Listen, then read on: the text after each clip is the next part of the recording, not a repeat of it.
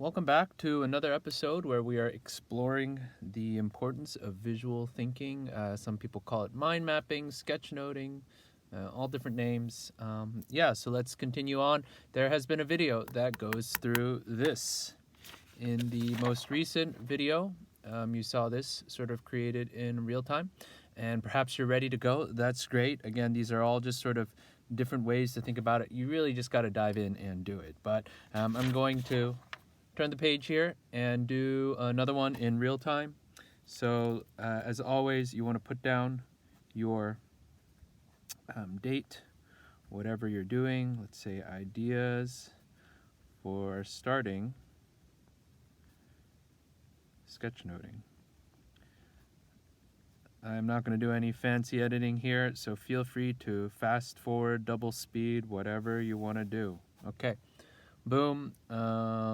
Sure, why not? Let's put a margin here for some extra sections. Okay, so some things to keep in mind here. Let's see, key ideas here.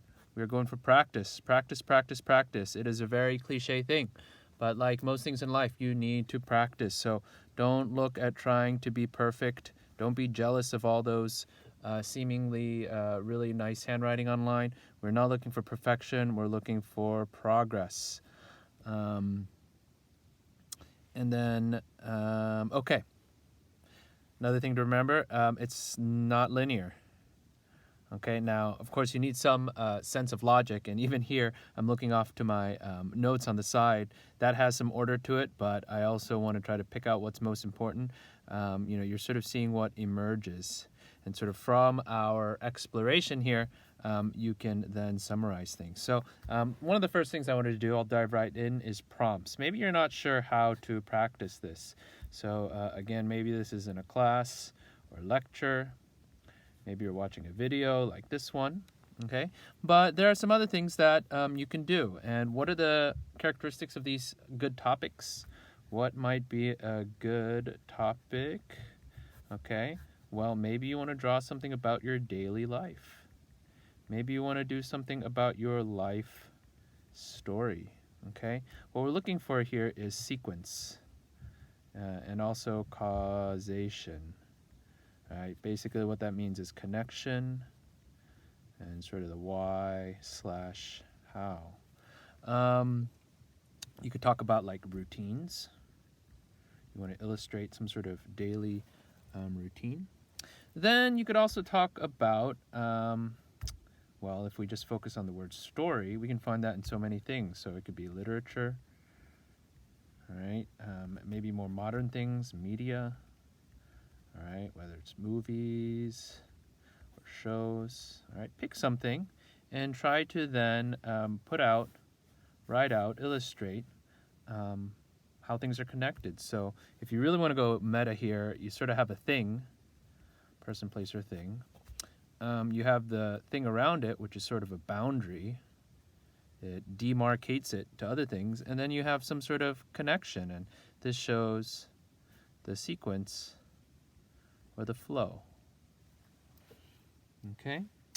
What else do I want to remind you? Key ideas here. Okay, you want to try to make it legible enough. And right now, I'm not being too hard on myself here because I just want to get some information out to you.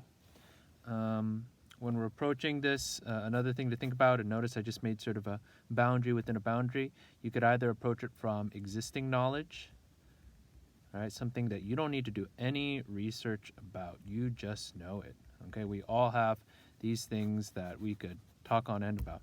Or it could be learning something new, okay? Or, and even my own writing this out, this is the first time I've ever created this dichotomy, this way of organizing. It could be planning something, all right? So planning. Maybe it's an event. You have to figure out the what, and the who, and the when, and the where.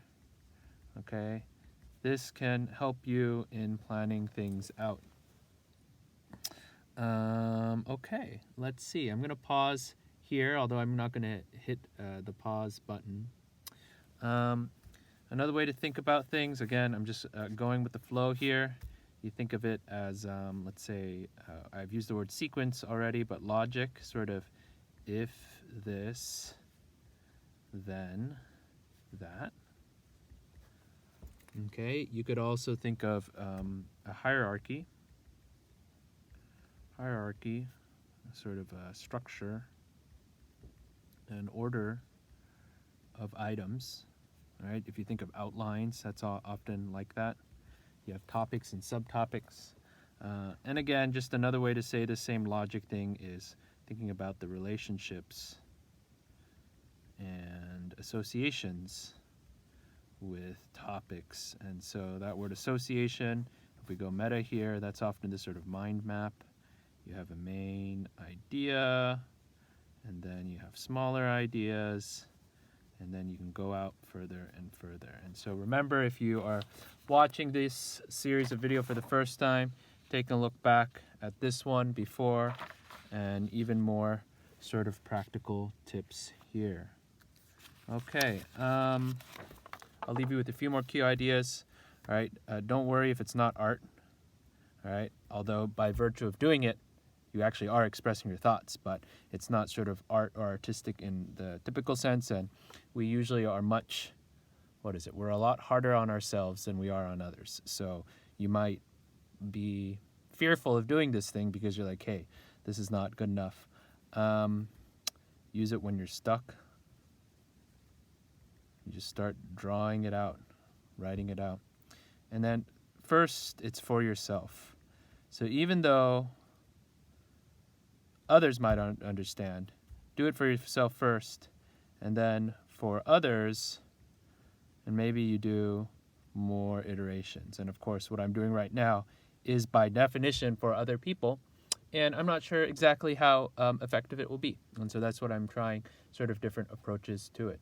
Okay, we are at the 7-minute mark. They say that's when people start not paying attention. So thanks for listening, and hopefully you can put this all to use and from the previous episodes. Okay, thanks.